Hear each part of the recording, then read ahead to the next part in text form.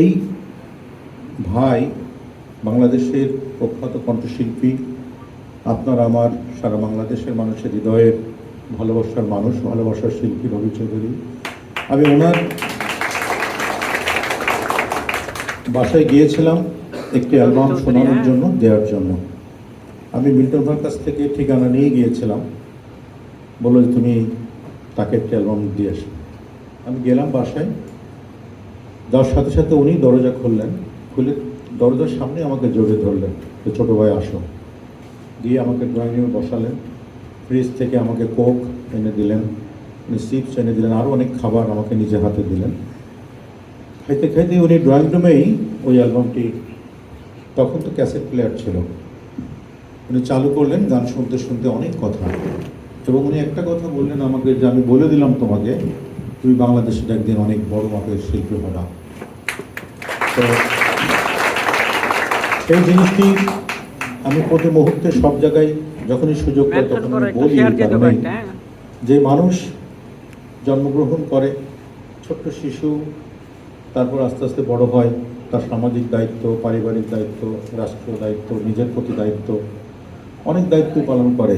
কিন্তু পাশাপাশি যে সমস্ত মানুষ ছোট থাকে বড়দের কাছে সাহায্য সহযোগিতার জন্য যায়, ভালোবাসার জন্য যায়, এরকম মানুষের সংখ্যা, এই ভালোবাসা দিয়ে আপন করে নেওয়া বা একজন ছোট মানুষকে তাকে সাহস দেওয়া, তার সুন্দর পথ দেখিয়ে দেওয়ার যে সুন্দর মানসিকতা, এরকম মানুষের সংখ্যা কিন্তু দিনে দিনে কমে যাচ্ছে এবং খুব একটা পাওয়া যায় না। তা সেরকম একটা মানুষের সংখ্যায় প্রথম সারির একজন রবি চৌধুরী।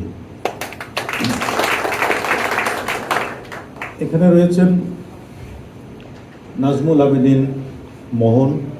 উনি বলেছেন দীর্ঘ 25 বছরের সম্পর্ক আমার সাথে, কথাটি একেবারেই সত্য। আমি গিয়েছিলাম সুইডেনে প্রোগ্রাম করতে, 17 দিন 17 দিন ছিলাম।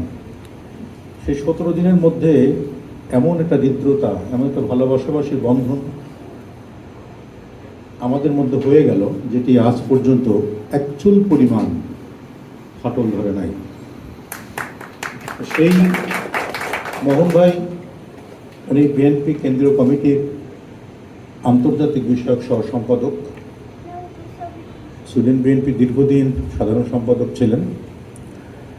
উনি একজন নেতা বটে, কিন্তু নেতা সুলভ আচরণ কখনো ওনার ভিতরে আমি দেখি নাই।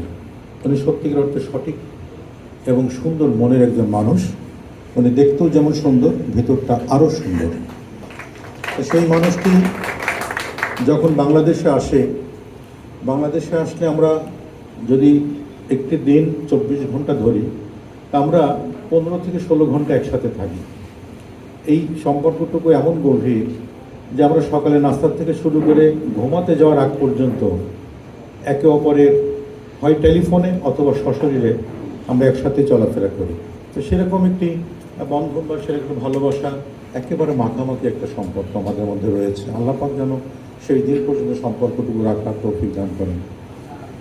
আর আমার সঙ্গীত পিতা মিল্টন খন্দকার আপনাদের খুব প্রিয় মানুষ, খুব ভালোবাসার মানুষ। বাংলাদেশের সঙ্গীত জগতে, সুরের জগতে, সুরের আকাশে উনি একটা অন্যরকম মাত্রায় ওনার অবস্থান।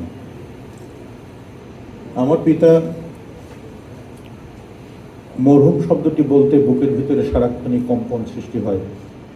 কখনো ভাবিনি যে বাবাকে মৃত বলে সম্বোধন করতে হবে।